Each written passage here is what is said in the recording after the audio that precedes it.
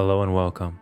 Today we'll be looking at the short story Night's Work, which takes place in Targon, located here on the left side of the map.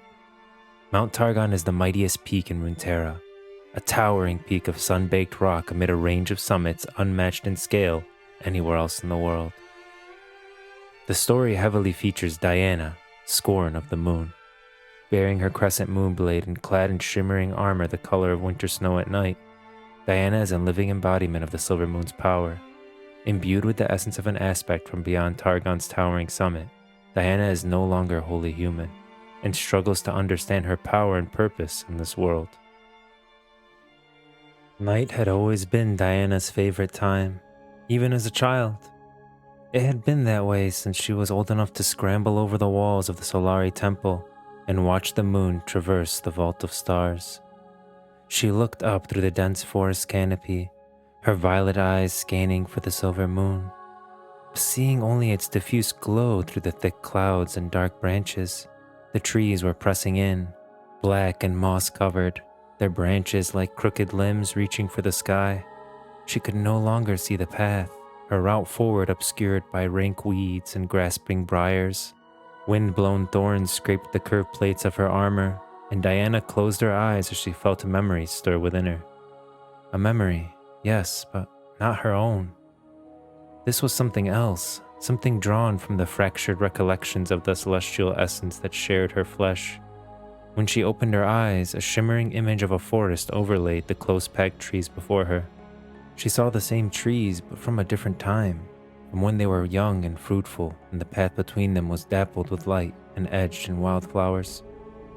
Raised in the harsh environs of Mount Targon, Diana had never seen a forest like this.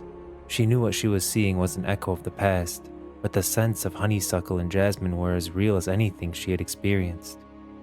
"Thank you," she whispered, following the spectral outline of the ancient path. It led Diana through overgrown and withered trees that ought to have been long dead. It climbed the slopes of rocky highlands and passed through strands of twisted pine and wild fir. It crossed tumbling mountain streams and wound its way around sheer slopes before bringing her to a rocky plateau overlooking a vast lake of cold, dark water. At the center of the plateau was a circle of towering stones, each carved with looping spirals and curving sigils. On every stone, Diana saw the same rune that shimmered upon her forehead and knew she had reached her destination. Her skin tingled with a sense of febrile anticipation, a sensation she has come to associate with wild and dangerous magic. Wary now, she approached the circle, her eyes scanning for threats. Diana saw nothing, but she knew something was there, something utterly hostile, yet somehow familiar. Diana moved to the center of the circle and drew her sword. Its crescent blade glittered like diamond in the wan moonlight penetrating the clouds. She knelt with her head bowed, the blade's tip resting on the ground, its quilons at her cheeks. She felt them before she saw them, a sudden drop in pressure, a raw charge to the air. Diana surged to her feet as the spaces between the stones split apart.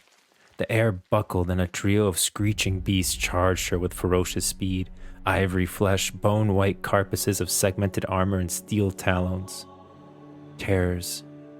Diana dived beneath the snapping jaw filed with teeth like polished ebony, slashing her sword in an overhead arc that clove the first monster's skull to its heavy shoulders. The creature fell, its flesh instantly unraveling. She rolled to her feet as the others circled like pack hunters, now wary of her gleaming blade. The creature she had killed now resembled a pool of bubbling tar. They came at her again, one from each side. Their flesh was already darkening to a bruised purple, hissing in the world's hostile atmosphere. Diana leapt over the leftmost beast and swung her sword in a crescent arc toward its neck plates. She yelled one of the Lunari's holy words, and incandescent light blazed from the blade.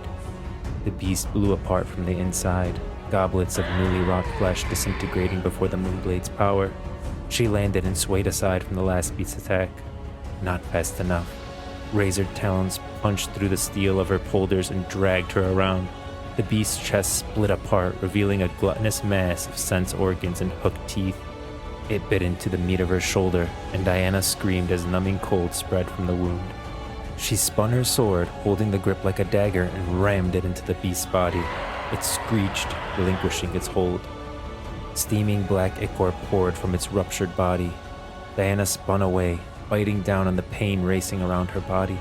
She held her moonblade out to the side as the clouds began to thin. The beast had tasted her blood and hissed with predatory hunger. Its armored form was now entirely gloss black and venomous purple. Bladed arms unfolded and remade themselves in a fan of hooks and talons. Unilateral flesh flowed like wax to seal the awful wound her blade had ripped. The essence within Diana surged. It filled her thoughts with undying hatred from a distant epoch. She glimpsed ancient battles so terrible that entire worlds had been lost in the fires of their waging, a war that had almost unmade this very world and still might. The creature charged Diana, its body rippling with the raw power of another realm of existence. Clouds parted, and brilliant shafts of silver speared downwards. Diana's sword drank in the radiance of distant moons, and light burned along its edge. She brought it down in an executioner's arc, cleaving plated bone and woven flesh with the power of the night's illumination. The beast came apart in an explosive detonation of light, its body utterly unmade by her blow.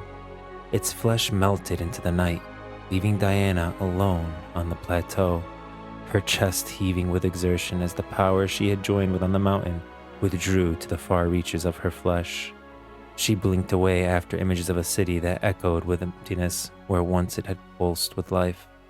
Sadness filled her, though she had never known this place, but even as she mourned it, the memory faded and she was Diana again. The creatures were gone and the stones of the circle gleamed with threads of silver radiance. Freed from the touch of the hateful place on the other side of the veil, their healing power seeped into the earth.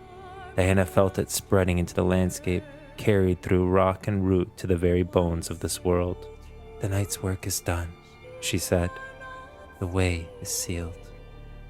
She turned to where the moon's reflection shimmered in the waters of the lake.